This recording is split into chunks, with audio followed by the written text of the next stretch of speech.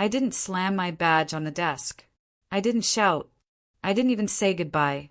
At 6:12 p.m. on a Tuesday, I shut down my computer, placed my access card inside my drawer, and walked out of Halstead Analytics for the last time. No resignation letter. No 2-week notice. No explanation. Just silence. For 7 years, I had been invisible glue. The kind of employee every company quietly depends on, but never publicly values. I built internal reporting tools nobody else understood. I automated billing audits that saved the firm millions. I handled emergency client escalations when partners were asleep. And somehow, I was still listed as senior support associate. Not manager, not lead, not architect, just support. The irony? Nobody realized how much of the company ran through my laptop. Not until 3 days later. Halstead Analytics occupied the top 3 floors of a mirrored office tower in downtown Chicago. Glass walls, white desks, branded mugs, fake motivational posters. Teamwork makes the dream work. Excellence is a habit. The usual corporate lies. I sat in cubicle C-17, the far corner near the emergency exit. Out of sight, out of politics. Perfect place to build systems quietly. Most people thought I just pulled reports. They had no idea those reports were stitched together by over 40 scripts, custom APIs, undocumented macros, and backend fixes I created because IT kept saying, "That's not in our scope." So I made it my scope. No extra pay, no credit, no promotion, just more responsibility. My manager, Rick Dawson, loved to say, "You're indispensable, man." He never said, "Let's fix your title. Let's fix your salary. Let's fix your workload." Just indispensable. The kind of word they use to avoid actually valuing you. 3 months before I quit, a new role opened up. Director of Operational Systems. It was my job, with a better name. I built the systems. I trained the teams. I wrote the documentation. Rick told me, "You're a lock. This is basically your role already." I believed him. 2 weeks later, HR announced the hire. Not me. They hired Trevor Mills, an external candidate, 6 months of consulting experience. Zero knowledge of our systems. During his introduction meeting, Trevor smiled and said, "I'm excited to bring structure to your reporting chaos." I felt my jaw tighten. Reporting chaos? He was talking about my work. Rick avoided my eyes the entire meeting. Afterward, I asked him privately, "What happened?" He gave me a corporate answer. Leadership wanted someone with a more strategic background. Strategic. The man didn't know how our database even connected to Salesforce. But he had a Harvard certificate and a confident voice. So he got my job, and I got to train him. 2 weeks later, I stayed late to fix a failed audit script. At 9:47 p.m., Rick's email popped up on my screen. Not to me, to Trevor. Subject: about Alex, next steps. My name. I stared at it. I shouldn't have opened it, but I did. Trevor. Good progress, so far. One thing we need to align on: Alex's role going forward. He's useful operationally, but we need to be careful not to let him block your authority. Once you're settled, we should slowly reduce his access and visibility. Don't want him thinking he deserves more. He's loyal. He won't leave. Rick. My hands went cold. Not angry. Cold. He's loyal. He won't leave. 7 years. They didn't just underestimate me. They planned to quietly erase me. I didn't confront Rick. I didn't tell HR. I didn't forward the email. I did something else.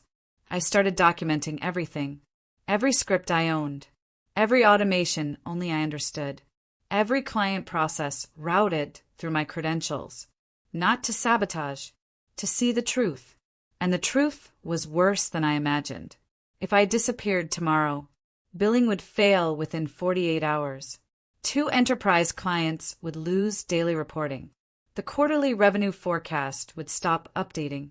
Compliance audit logs would freeze. Trevor's dashboard would go blank. I wasn't support. I was infrastructure, and they were planning to slowly lock me out of my own systems. So I stopped fixing bugs. I stopped improving tools.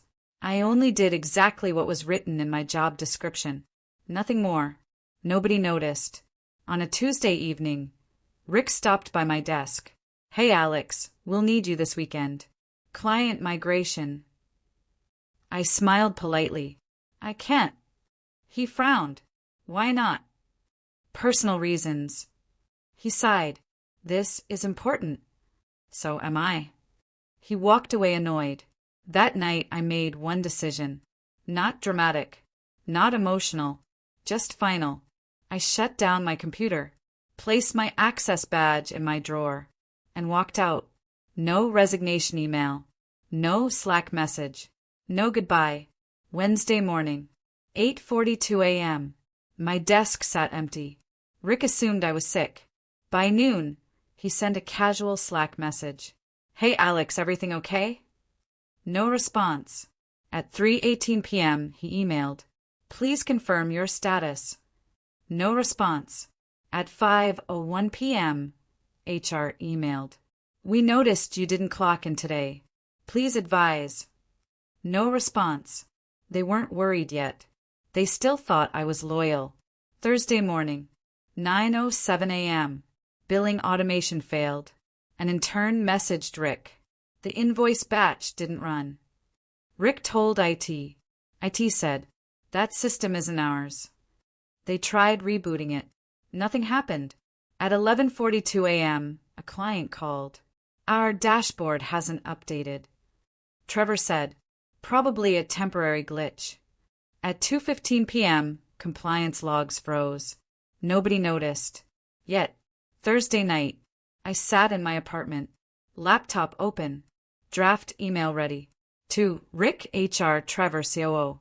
Subject: Resignation, effective immediately. Body: I'm resigning from Halstead Analytics, effective immediately. Please route all future communication through my attorney, Alex Mercer. I hovered over send. Then I deleted it and closed my laptop. They didn't deserve closure. By Friday morning, they knew something was wrong. Not Alex is sick wrong. Not Alex forgot to charge his phone wrong. This was the kind of wrong that creeps in quietly, then starts breaking things in ways nobody can explain. At 8:06 a.m., Rick sent his third Slack message to my inactive account. "Hey man, we really need you today. Call me ASAP." At 8:19 a.m., he tried my phone again, straight to voicemail. At 8:41 a.m., he emailed my personal address. Subject: Urgent, please respond. Body: Alex, we're having some system issues. Please call me as soon as you get this. I didn't reply. I was at home, sitting at my kitchen table, drinking coffee, watching my phone light up over and over like a haunted object. I didn't feel triumphant. I felt detached, like I'd finally stepped off a treadmill that never stopped. By 9:30 a.m., billing still hadn't run. That alone wasn't catastrophic. But Halstead billed enterprise clients automatically every weekday morning at 6 a.m. Missing a batch once meant delays. Missing it twice meant contract violations. And nobody in that building knew how to fix it, because nobody but me ever had. At 10:12 a.m., Trevor tried to log into the reporting backend. He couldn't. The credentials he'd been using suddenly didn't work. He assumed it was a password sync issue and opened a ticket with IT. IT responded an hour later. Those credentials are not managed by us. That environment is outside our scope. Trevor frowned at his screen. Outside their scope? He forwarded the message to Rick. Rick forwarded it to the COO, Melissa Grant. Subject: Small system hiccup, working on it. That was the first lie. At 11:03 a.m., the first serious email arrived from a client. Subject: Urgent. Data feed failure. Contract SLA breach. Body: Our daily operational data feed has not updated for 2 days. This is a violation of our SLA. Please advise immediately. Rick replied with a copy-paste response. Thank you for flagging. We are investigating a temporary technical issue. He CC'd Trevor. Trevor stared at the email. Then, he tried to pull the client's feed manually. The script failed. He tried to open the script. Access denied. At 12:17 p.m., compliance logs froze. That system was supposed to archive audit activity every 15 minutes. If it didn't run, Halstead technically became non-compliant with 2 regulatory frameworks. Nobody noticed yet. At 12:44 p.m., Rick finally stopped pretending this was normal. He walked into Trevor's glass office and closed the door. Have you heard from Alex? Trevor shook his head. No, and I can't access half the back-end systems. Rick frowned. What do you mean can't access? They're locked. Credentials don't work. IT says they're not theirs. Rick's stomach tightened. They are his, he muttered. What? Nothing. Rick pulled out his phone and called me again. Straight to voicemail. At 1:20 p.m., HR joined the situation. Linda from HR emailed Rick. Alex hasn't clocked in since Tuesday. He's not responding to emails or calls. Do you know what's going on? Rick replied, he's probably dealing with a family issue. He'll be back. That was the second lie. At 2:03 p.m., the second client emailed. Subject: Escalation reporting outage. Body: Our executive dashboard has not updated since Wednesday. If this is not resolved today, we will escalate to legal. Trevor read it twice, then stood up and walked straight to Rick's desk. This is not a glitch. This is systemic. Rick swallowed. Okay, let's stay calm. Trevor lowered his voice. What exactly did Alex do here? Rick hesitated, then shrugged. He handled the operational scripts. Some reporting stuff. Trevor stared at him. Rick, I don't think you understand. The core reporting environment is custom-built. It's not standard software. I don't have admin access. Nobody does. Rick's mouth went dry. At 2:38 p.m., Rick finally called the COO. Melissa, we have a small issue with one of our internal systems. Melissa frowned on the other end. What kind of issue? Our reporting and billing tools are temporarily inaccessible. Why? Rick paused. The engineer who built them is currently unavailable. Silence. How unavailable? She asked. Rick swallowed. He hasn't responded to any messages. Melissa's tone changed. Rick, are you telling me you lost access to core operational infrastructure because one employee didn't come to work? Rick said nothing. At 3:11 p.m., Melissa called IT directly.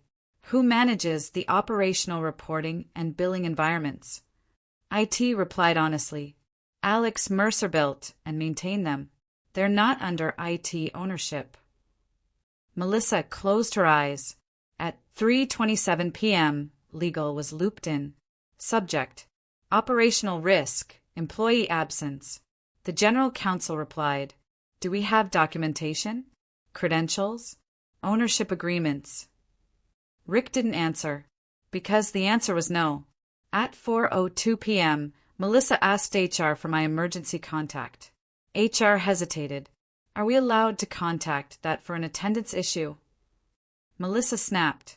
This is no longer an attendance issue. At 4:26 p.m., my sister's phone rang.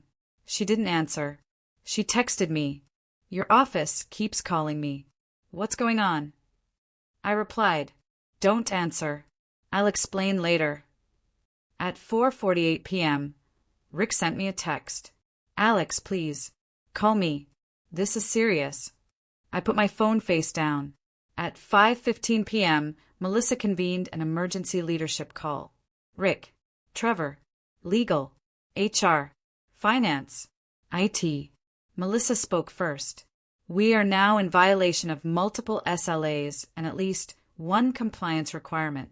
We have 2 clients threatening legal action. We have no access to critical systems, and the employee who built them has disappeared. Rick tried to sound calm. He's probably just upset about something. He'll be back. Legal cut in. Did he resign? No. Did he sign any agreement transferring ownership of his code to the company?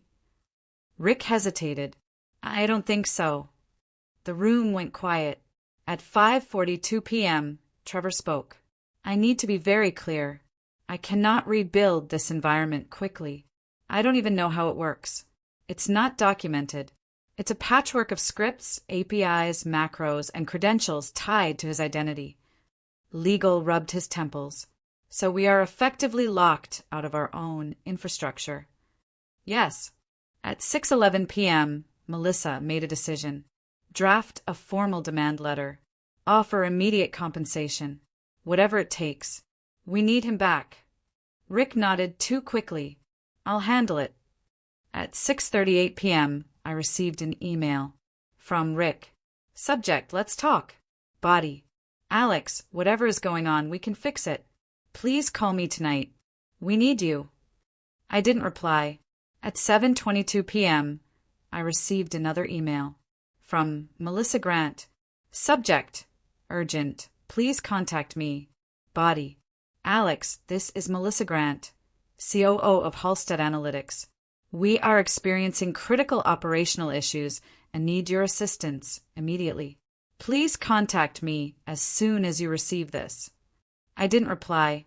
At 8:04 p.m., Legal sent a third email. Subject. Formal notice. Body. Mr. Mercer. Your unexplained absence is causing significant operational disruption. Please contact Halstead Analytics immediately to resolve this matter. I laughed out loud. Unexplained. By Saturday morning, things got worse. The missed billing batch triggered automated client alerts. Finance realized revenue hadn't posted for 3 days. Compliance audits flagged missing logs. 2 more clients escalated to legal. 1 paused payments. Melissa called Rick at 6:17 a.m. This is no longer recoverable without him. Find him. Rick said quietly. I don't know how. At 7:03 a.m., Trevor finally admitted the truth to Melissa. Rick misrepresented Alex's role. He's not a support associate. He's the architect of our operations. Melissa closed her eyes again. At 8:40 a.m., HR sent me a FedEx overnight envelope. Inside, a printed resignation form, a handwritten note from Rick. Please sign and return. Let's talk like adults. I threw it in the trash. At 9:12 a.m., Legal discovered something worse. One of the scripts that ran billing was hosted on my personal cloud account, not company-owned, because IT refused to provision infrastructure when I originally requested it 3 years earlier. I'd paid for it myself. Legal went pale. At 10:31 a.m., Melissa finally understood the scope. They didn't just lose an employee. They lost control. At 11:09 a.m., Rick texted me again. Alex, please. You're hurting the company. Let's resolve this. I finally replied. You already resolved it. 3 months ago. At 11:16 a.m., he called me immediately. I didn't answer. At 11:42 a.m., Trevor emailed me directly. Subject. We need your help. Body. Alex, I realize now how much you were doing here. I had no idea. Please, let's talk. I stared at the email, then closed my laptop. By Sunday night, Halstead Analytics was in quiet crisis. Executives panicked. Rick lied. Legal scrambled. Trevor unraveled. Clients threatened. And I sat on my couch, watching it all burn down from a distance. Not with rage. Not with revenge. With calm. Because for the first time in 7 years, they finally understood exactly who I was.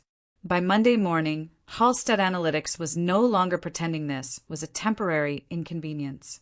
It was an emergency. At 6:14 a.m., Melissa Grant was already in the office. standing in the middle of the executive conference room with a paper cup of coffee she hadn't touched. Her inbox was a disaster. 7 client escalation emails, 2 formal legal notices, 1 message from finance titled, "Revenue Interruption, Immediate Action Required." Rick arrived at 6:27 a.m., pale, wrinkled shirt, eyes bloodshot.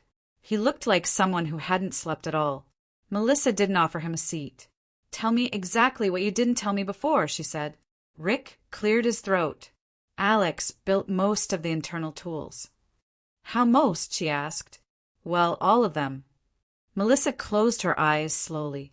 "And you promoted someone else over him?" Rick nodded. "And you reduced his visibility?"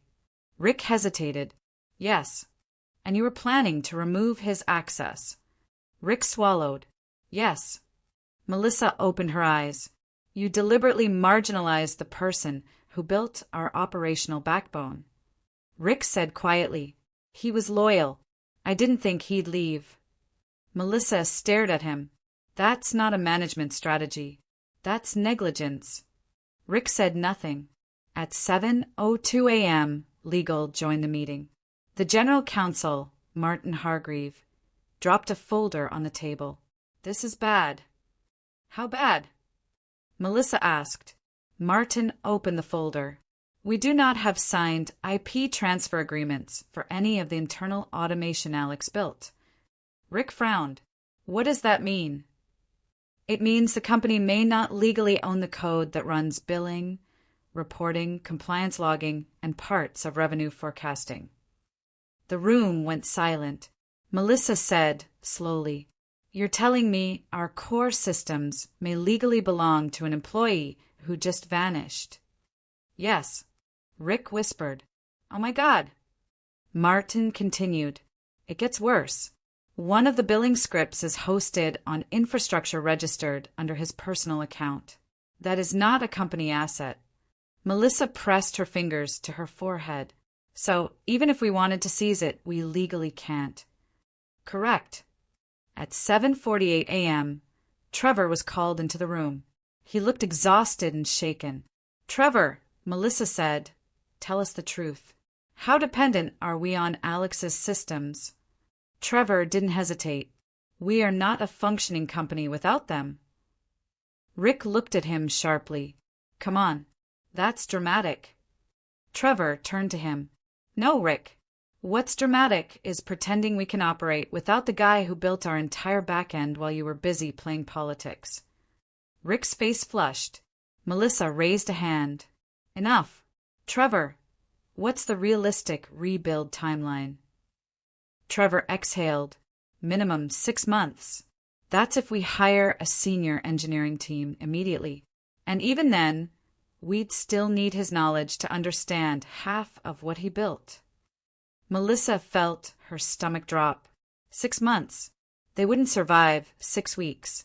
At 8:31 a.m., finance joined the call. The CFO, Daniel Ross, spoke quietly.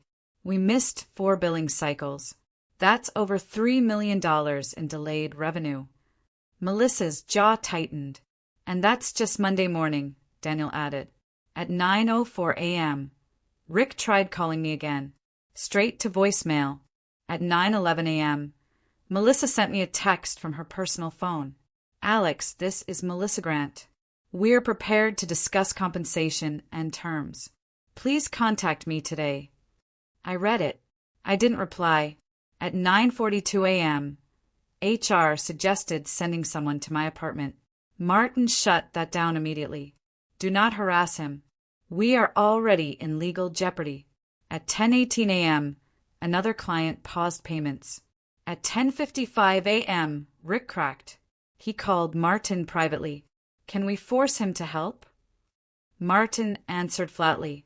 "No. He didn't resign. He didn't steal anything. He didn't sabotage anything. He simply stopped working. And legally that's allowed." Rick's voice shook. "But the company failed to protect itself," Martin cut in. At 11:37 a.m., Melissa authorized a formal settlement offer. Legal drafted an email.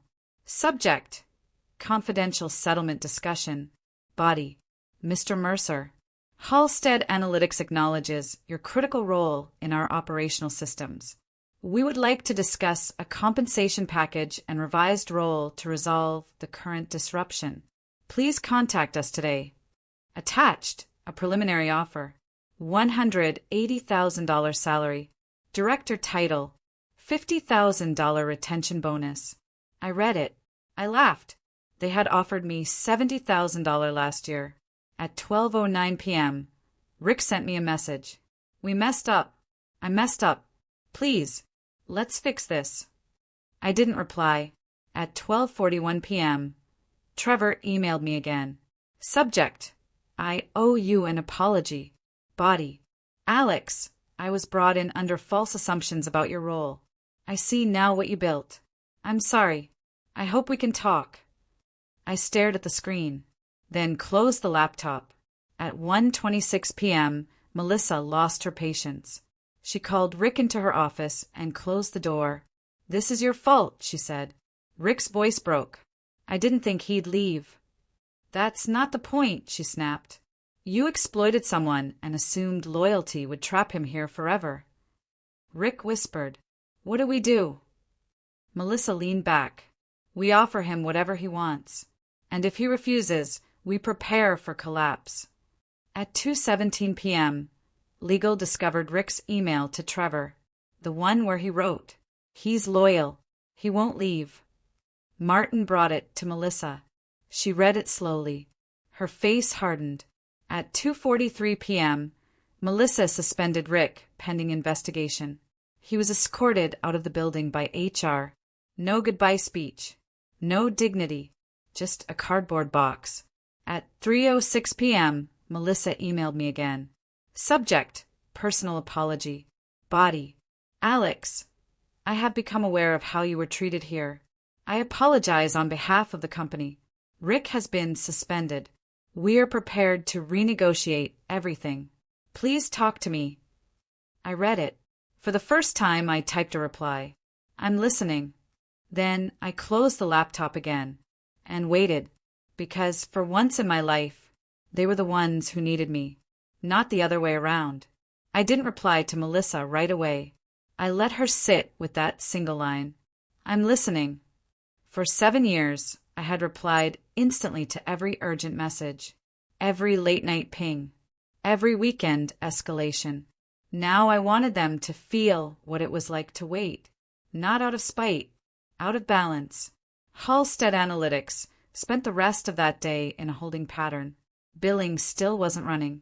Client dashboards were still blank. Compliance logs were still frozen. And nobody dared touch anything, because nobody knew what they were touching.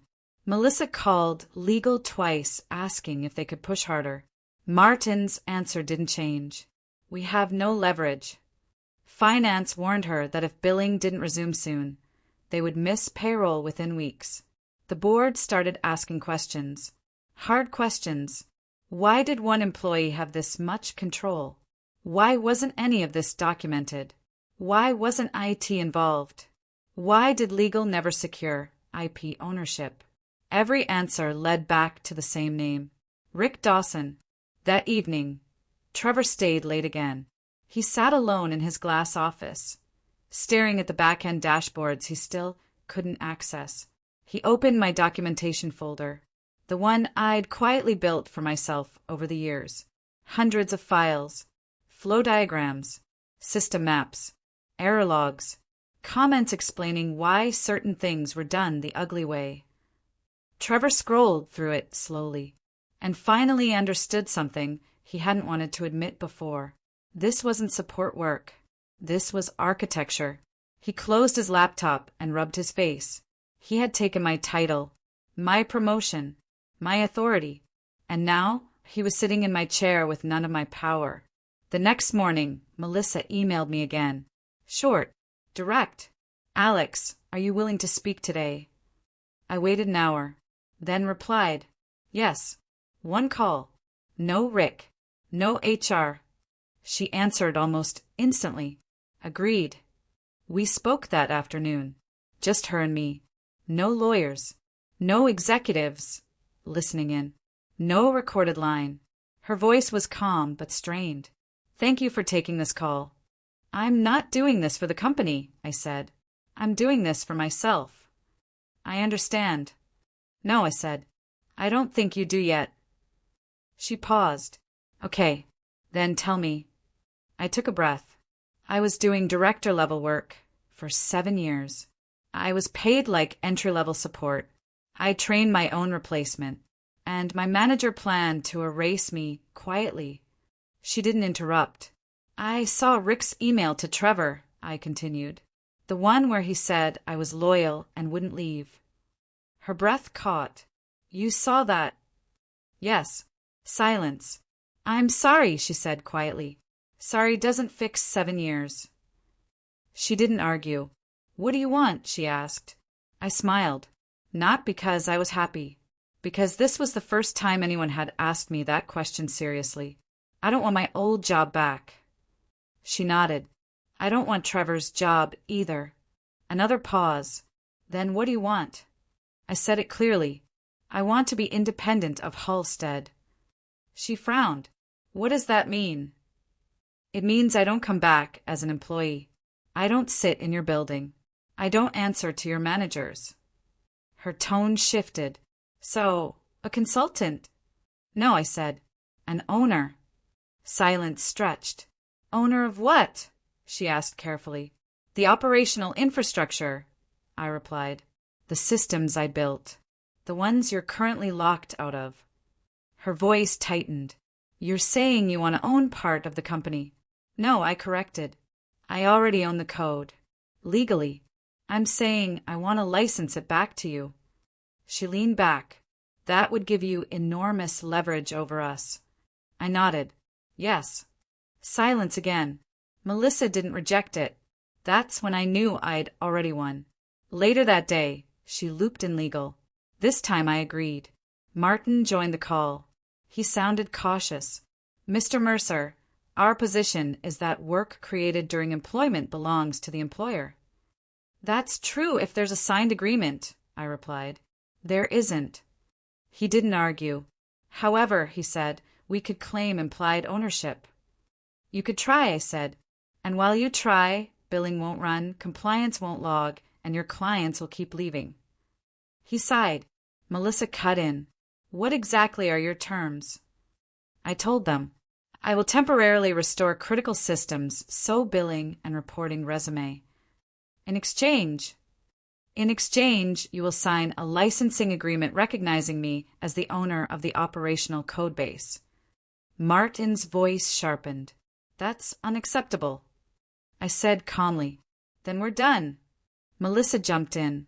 Wait. Keep going. I continued. You will pay me a monthly licensing fee equivalent to what you'd pay a senior engineering team. Martin muttered. That's extortion. Melissa shot him a look. Continue, she said to me. You will publicly correct my title history and formally acknowledge my role as system architect in internal records. She nodded slowly. You will issue a written apology for how I was treated. She swallowed. And Rick Dawson? She asked quietly. I paused. I want his investigation findings disclosed to me, and I want him barred from any management role in this company ever again. Silence. Martin spoke. This is insane. I replied. So, is building a company on one person's unpaid labor? They asked for time. I gave them 24 hours. That night, Trevor emailed me. Subject. Whatever you decide. Body. I don't know how this ends. But I want you to know I told Melissa everything about what Rick did. I backed you. For what it's worth. I believed him. He had nothing left to gain. The next day, Melissa called me back. Her voice was different. Measured. Resigned. We agree in principle to your terms. I felt my pulse jump. However, she continued, we need one concession. I waited. You must return for 3 months to transition knowledge and stabilize operations. I shook my head. No. Silence. I'm not coming back into that building, I said. Ever. She hesitated. Then we don't have a deal. I leaned forward. Then your company doesn't have a future. Silence stretched again. Finally, she said quietly, what if we make you remote? No reporting lines. No manager. Full autonomy. I considered it, then said, add one more thing. What? Rick Dawson must personally apologize to me. On record. Melissa exhaled. I'll make it happen. When the call ended, I sat back and stared at the wall. My hands were shaking, not from anger, from adrenaline, because the power had shifted completely. They didn't tell Rick right away. Melissa wanted everything in writing first. She didn't trust him anymore. Legal drafted the licensing framework. Finance ran projections on the monthly fee I demanded. HR prepared a carefully worded internal announcement that avoided words like mistake and mismanagement. And Rick sat at home, suspended, refreshing his email every 10 minutes, waiting to find out if he still had a career. When Melissa finally called him in, he thought he was being fired. He arrived in a wrinkled suit, carrying his laptop bag like a shield. Melissa didn't offer him a seat. Sit, she said. He sat. She folded her hands on the table. Alex Mercer has agreed to restore operations under specific terms. Rick's shoulders sagged with relief. Thank God. She continued, you will apologize to him. On record. In writing and on video. Rick blinked. What?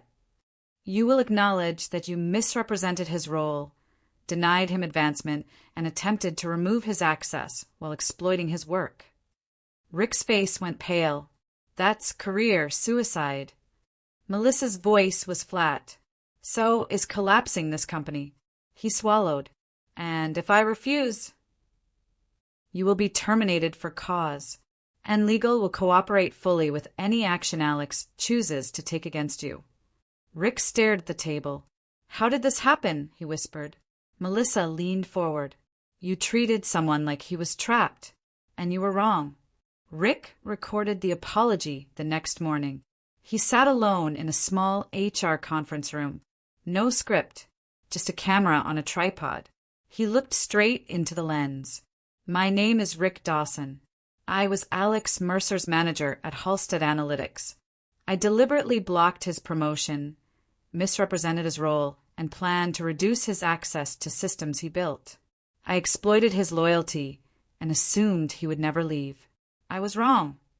His voice cracked. I'm sorry. They sent me the video. I watched it once. I didn't feel satisfied. I felt finished.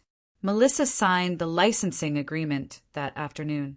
It formally recognized me as the sole owner of the operational codebase and internal automation systems. Halstead Analytics was now legally dependent on software they didn't own, software they rented from me. The monthly licensing fee was more than my old annual salary. They didn't negotiate it down. They couldn't afford to. The internal announcement went out the same day. Subject: Operational Systems Update. Body: We are pleased to announce that Alex Mercer, architect of Halstead's core operational infrastructure, will be partnering with us in an independent capacity to stabilize and support our systems. They didn't call me an employee. They didn't call me a consultant. They called me a partner. Trevor forwarded it to me with a single line. You finally got your real title. I didn't go back into the building. Ever. They overnight me a new laptop, 2 hardware security keys, and a dedicated fiber connection contract. No company email account. No Slack. No internal messaging. All communication went through a single encrypted channel monitored by legal. That was my demand. The first time I logged back into the back end, the system came alive instantly. Billing ran. Reporting dashboards refreshed. Compliance logs resumed. Within an hour, 3 clients emailed praise about how responsive Halstead had suddenly become. Melissa sent me a message. It's working. Thank you. I didn't reply. Finance sent me my first invoice confirmation. The licensing payment cleared that same day. 6 figures. For 1 month. I stared at my bank app for a long time, then closed it. Rick was officially terminated the following week. The investigation report cited failure to disclose operational risk, deliberate misrepresentation of employee roles, retaliatory access planning, gross managerial negligence. He wasn't allowed to say goodbye. His LinkedIn quietly changed to open to work. Trevor requested a private call with me. I need to say this directly, he said. I took a job that was built on your back. I didn't question it. That's on me. I nodded. You're not the villain here, I said. You were a symptom. He exhaled. What happens now? I make sure the company can never do this to anyone else again. Over the next 2 weeks, I made small changes. Nothing dramatic. Nothing anyone announced. But every core system now required dual authorization. Every script had full documentation. Every operational dependency was logged and mapped. I built a transparency dashboard that showed exactly who owned what system and who maintained it. Melissa didn't ask for it. I didn't tell her I was doing it. I just did it. And I added one final change. A quiet one. Any future automation built on my platform automatically logged contributor ownership and compensation attribution, meaning no one at Halstead could ever quietly absorb someone else's work again. Not without a paper trail. Trevor noticed it first. He messaged me, "This is brilliant and terrifying." I replied, "Good." 3 weeks after I quit without notice, Halstead Analytics was fully operational again. Clients stayed. Revenue stabilized. The board stopped panicking. And I sat in my apartment, working fewer hours than I ever had in my life, making more money than I ever had in my life. Not as an employee, not as a manager, but as the invisible backbone they never saw until it was gone. Rick didn't disappear quietly. Men like him never do. For the first few weeks after his termination, he stayed silent. No LinkedIn posts, no public complaints, no angry emails. But silence, I learned later, didn't mean acceptance. It meant planning. I found out about Rick's first move through legal. Martin emailed me one afternoon. Subject: potential legal issue, heads up. Body: Alex, we've been notified that Rick Dawson has retained outside counsel. He is alleging wrongful termination and is attempting to subpoena internal documentation related to operational systems and your licensing agreement. I read it twice, then once more. I replied with one sentence. Good luck to him. Rick's lawsuit hit Halstead 2 weeks later. Not me. Halstead. He claimed he was terminated unfairly and made a scapegoat for a rogue employee who held the company hostage. That rogue employee was me. In his filing, he alleged that I had intentionally engineered a single point of failure and then sabotaged operations by quitting without notice.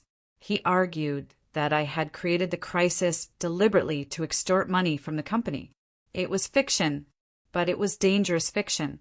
Melissa called me immediately after legal received the filing. Her voice was tight. He's trying to burn the house down with him inside it. I told you he wouldn't accept responsibility, I said. He's also trying to drag you into it personally. I expected that. She exhaled. Our lawyers think he's bluffing, but this could get ugly. Let it, I said. Truth doesn't age badly. Rick's attorney requested discovery. They wanted all internal emails mentioning my name, all documentation of the operational systems, all drafts of the licensing agreement, all records of executive communications during the outage. Martin forwarded me the list. This is a fishing expedition, he wrote. I replied, give him everything. He called me 10 minutes later. You're sure? Very. Rick thought he was walking into a courtroom battle. What he actually walked into was his own paper trail. The discovery process was a massacre. Legal unearthed years of emails. Rick blocking my promotions. Rick downplaying my contributions. Rick taking credit for system improvements. Rick complaining about my entitlement, Rick telling HR I was not leadership material, and buried in it all, the email. He's loyal. He won't leave. Rick's own words. Rick's attorney called his client after reviewing the discovery packet. We know this because Rick's attorney requested an emergency settlement conference the very next morning. He wanted out, but Rick wasn't done. When his lawsuit started collapsing, he tried something else, something dumber. One Friday evening, I received a notification from my cloud provider. Multiple failed login attempts. From an IP address registered to a co-working space in downtown Chicago. I recognized it immediately. It was the same building Rick had moved into after he was fired. I forwarded the log file to Martin. Subject: unauthorized access attempt. Body: this IP belongs to Rick Dawson's co-working office. He's trying to breach my infrastructure. Martin replied within minutes. This is criminal. We didn't warn Rick. We waited. 3 days later, he tried again, this time using a credential pattern that matched my old company login structure. He still thought I reused passwords. I didn't. Martin contacted federal cybercrime authorities. Quietly, they opened an investigation. Rick had no idea. Meanwhile, something else was happening inside Halstead. The board was turning on Melissa. Not because of Rick. Because of me. The licensing fees were crushing their margins. Finance was bleeding. The board started asking, why are we paying an ex-employee this much? Why didn't we just sue him and rebuild? Why did Melissa agree to these terms? They blamed her for losing control of the company's assets. They ignored the part where those assets were never theirs. One board member said it openly in a meeting. We should force him to sell us the code. Melissa replied coldly, we can't. Why not? Because we don't own it, and because he has no incentive to. The board authorized legal to explore strategic pressure. Martin told me about it. They're thinking about threatening breach of contract, or regulatory reporting, or tax scrutiny. I smiled. They won't. He sounded confused. Why are you so sure? Because I built their compliance systems. At the same time, something unexpected happened. A rival company contacted me directly. The email came from a private equity-backed analytics firm called North Star Solutions. Subject: confidential opportunity. Body: Alex, we are aware of your role in building Halstead Analytics' operational infrastructure. We're interested in discussing acquisition or licensing of your platform. Discretion assured.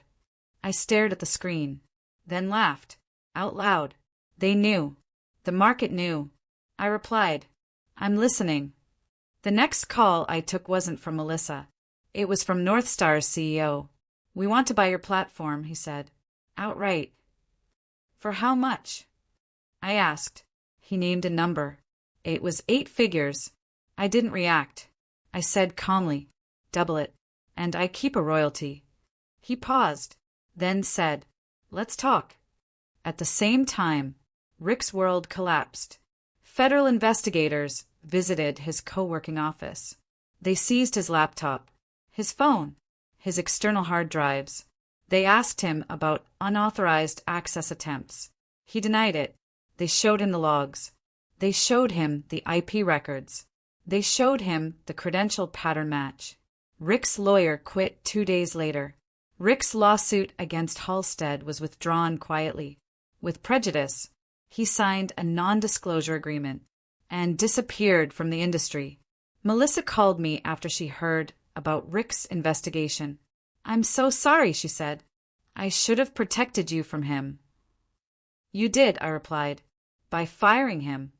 She hesitated. There's something else. What? The board is planning to vote on whether to force a buyout of your licensing rights. I smiled again. They can't. I know, she said, but they're desperate. Tell them this, I said. If they try anything, I sell everything to their biggest competitor. She went silent. That night, I opened North Star's contract draft and realized something. Halstead no longer controlled my future, not even a little. The board made their move on a Tuesday morning, not loudly, not publicly, quietly. They thought quiet was still their advantage. Melissa called me before legal did. Her voice was tight, controlled, and exhausted. They're voting to terminate the licensing agreement. I didn't react. They can't, I said. They know, she replied. They're planning to declare it void due to coercion under operational duress. I let out a slow breath. So they're going to pretend I extorted them. Yes. And then what? I asked. They'll claim ownership of the code as a work-for-hire product and dare you to sue. I smiled faintly. That's adorable. She didn't laugh. Alex, they're serious. They think you won't want a long legal war. They think wrong. Legal confirmed it an hour later. Martin's email was blunt. Subject: board action, immediate concern. Body: they are preparing to issue notice of termination of the licensing agreement effective in 30 days. They believe they can outlast you financially and force settlement. I replied, they can't outlast me. I already sold the future. Melissa asked for an emergency call. This time her voice wasn't just professional. It was personal. They're blaming me for everything, she said. They're saying I gave away the company. You didn't, I said. You told the truth too late. That's all. She hesitated. They're going to remove me as COO if this collapses. I paused. Then come work for me. She laughed weakly. You're not serious. I am, I said. You're the only executive there who didn't lie to me. She went quiet. That afternoon, North Star CEO called me back. We're ready to move forward, he said. $12 million, plus a 5% royalty on every enterprise license built on your platform. I didn't hesitate. Deal. The paperwork moved fast. North Star wired the first tranche into escrow within 48 hours. My lawyer reviewed everything. My accountant almost passed out. I signed. 3 days later, Halstead's board issued their termination notice. Subject: notice of contract termination. Body: Halstead Analytics hereby provides notice of termination of the licensing agreement dated. They CC'd legal. They CC'd Melissa. They CC'd me. I forwarded it to North Star's legal team with one line. Execute Phase 2. Phase 2 was the part Halstead never imagined. The licensing agreement contained a clause, one I had insisted on, one their lawyers had dismissed as theoretical. It said, in the event of termination, Halstead immediately loses all rights to use, access, or operate any system derived from the licensed codebase. No grace period. No rollback rights. No emergency exception. North Star's lawyers sent Halstead a single email. Subject: notice of rights transfer. Body: as of today, all intellectual property rights formerly held by Alex Mercer related to the Halstead operational platform have been transferred to North Star Solutions. Halstead Analytics no longer possesses legal authorization to operate or access these systems. Melissa forwarded it to the board. With no commentary, Halstead Systems went dark that afternoon. Not because I shut them down, because legally they were now operating stolen software. Their own legal department ordered IT to power everything off. Immediately, billing stopped, reporting stopped, compliance logging stopped.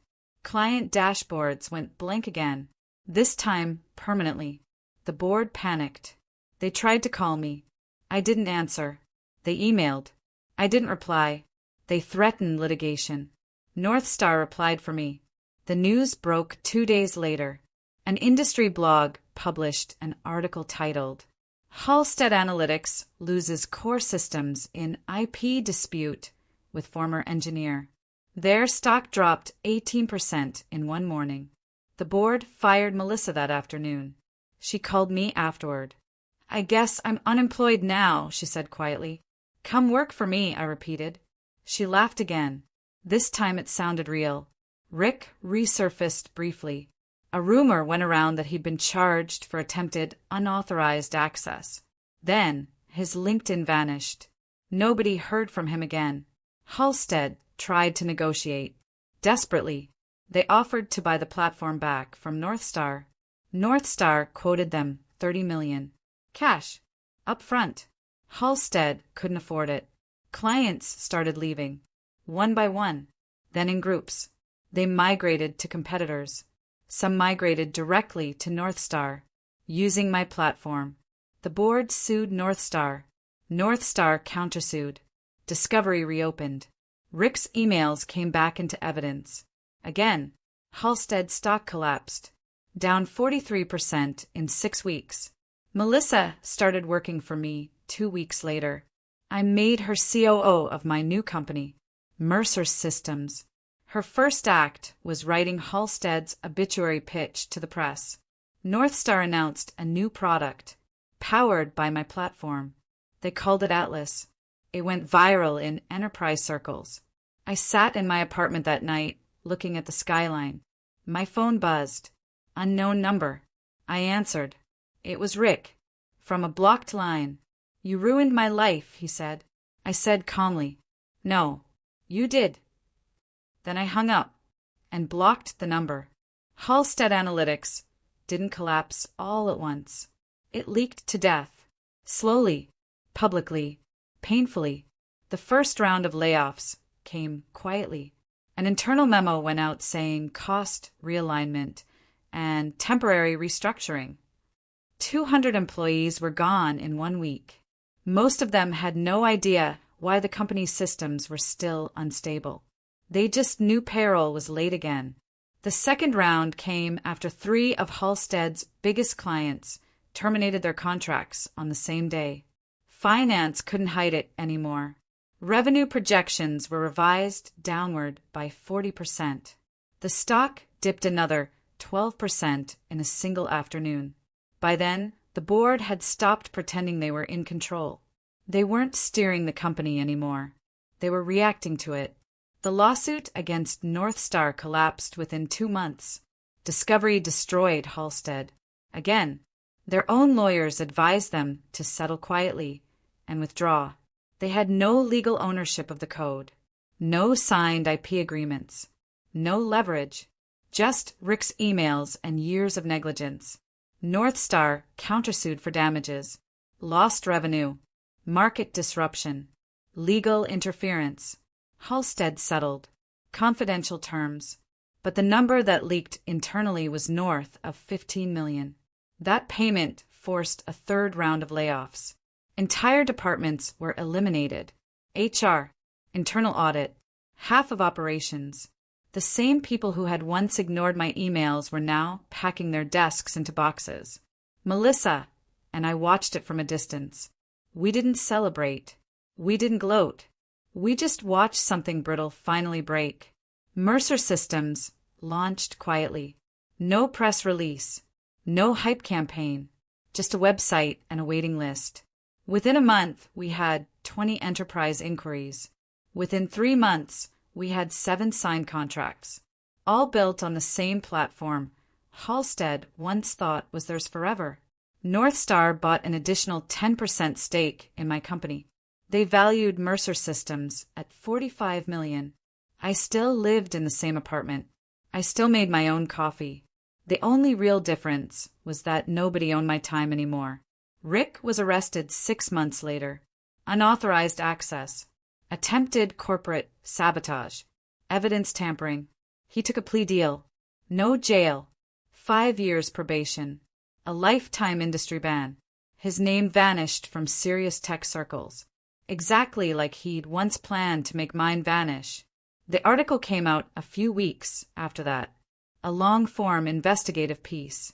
How one company built its empire on an invisible engineer. They didn't use my real name, but everyone in the industry knew. Halstead tried to dispute it. Nobody believed them. Melissa read it before I did. She texted me. They finally told the truth. Halstead filed for Chapter 11 9 months after I quit. The stock was delisted. The board resigned quietly. The CEO stepped down and disappeared into consulting. The brand that once bragged about operational excellence became a case study in business schools. What happens when you build a company on one person and pretend he's replaceable? On the 1-year anniversary of the day I walked out, I got an email from a junior analyst at Halstead. Subject: you were right. Body: I worked under Rick. I watched him take credit for your work. I didn't say anything. I just wanted you to know. I'm sorry. I replied, don't apologize. Remember it. That night, I sat alone on my balcony. Same apartment, same city, different life. I thought about the moment I shut down my computer and walked out. No drama, no plan, just a quiet decision to stop being invisible. People think revenge has to be loud. It doesn't. Sometimes it's just leaving and letting the truth do the rest.